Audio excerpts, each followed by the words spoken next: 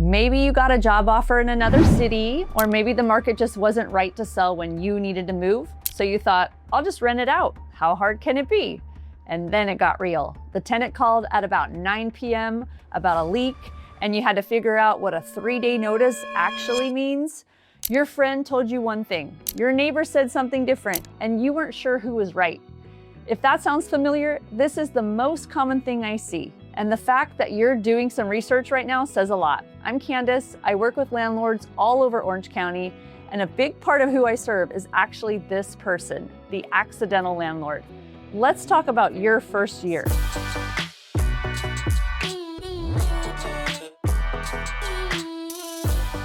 There's a real difference between someone who planned to become a landlord and someone who just ended up being one. If you planned it, you probably did some research up front, got your systems in place, maybe even set up a business entity before you had a tenant. You went in with intention.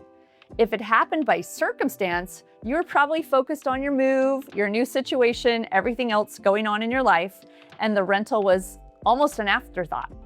If I figure it out as I go, that works fine until the first thing goes wrong and you realize you don't really have a system. And that's not a knock on anyone, it's just the situation. Moved away and kept your home as a rental? Watch this before something goes wrong. If you're managing from out of the area, even just an hour away, a few things change immediately. You can't swing by when something needs checking. A vendor no-show means you have no one to follow up in person.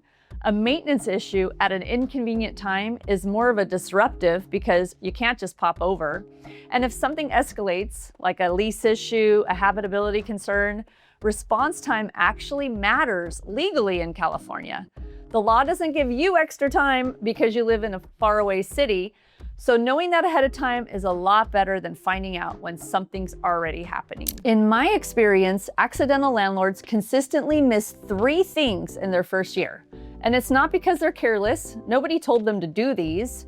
First is a proper lease, not a template from the internet, a current California compliant lease with all the required addendums. California has specific forms that have to be part of any residential tenancy. A generic lease can leave you exposed in ways that aren't obvious until something comes up. Second is a move-in inspection. Photos, written condition report signed by both parties. If there's ever a dispute at move out about what was pre-existing versus what the tenant caused, that document is everything. Third is record keeping. Rent history, maintenance requests, written communication. When everything lives in text messages and memory, a dispute becomes really hard to navigate. 3 things accidental landlords almost always forget. Quick fixes for all of them. 1, update your lease. If you're using something you found online or something a friend passed along, please get it reviewed. California law has changed. Your lease should reflect that. 2, do a documented move-in inspection.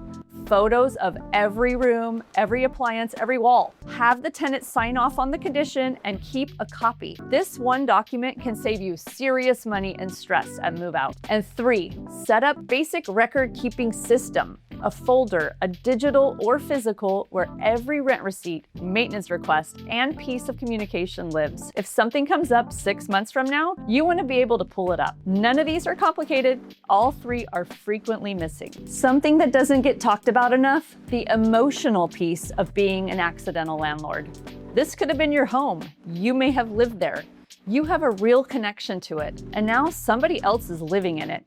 Some accidental landlords, they check in more than they should, or they feel uncomfortable about rent increases, even when they're completely appropriate. They struggle to enforce lease terms because they don't want conflict. That's completely human, but it can make a tenant-landlord relationship complicated in ways that are not good for either person. Managing your old home as a rental. This one mindset shift changes everything. Here it is. Your home is now a business asset. That doesn't mean you stop caring about it. It means you start making decisions about it based on what's appropriate, legal, and consistent, rather than based on how you're feeling in the moment. A rent increase that's within legal limits and in line with the market, that's not personal, that's operational. Enforcing a clause both parties agree to at move-in, that's not conflict, that's a contract.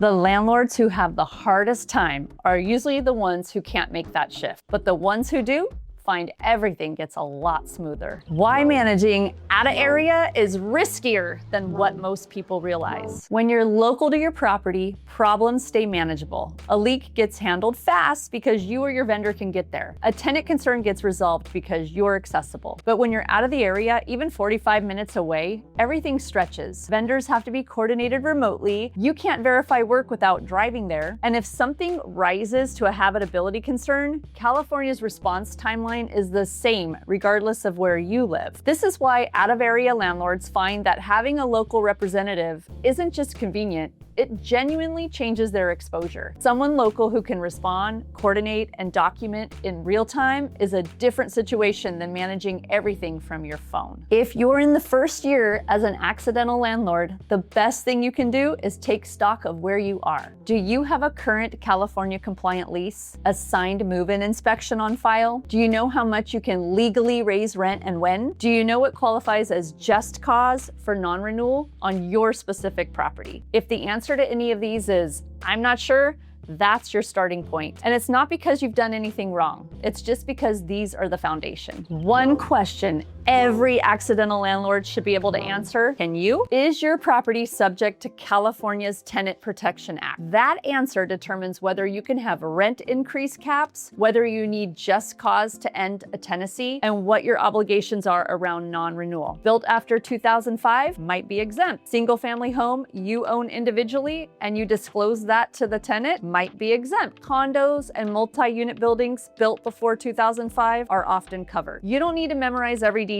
You just need to know the answer for your specific property, because that one answer shapes almost everything else about how you operate legally as a California landlord. Being an accidental landlord doesn't mean you're behind. It means you're starting from a different place. And the good news is the fundamentals aren't that complicated. They just need to be in place. So if you have questions about your situation, your lease, what laws apply to your property, and what your next move should be, I am genuinely happy to be a source for you. I'm Candace Blair, and that's what I do. I'll see you on the next one.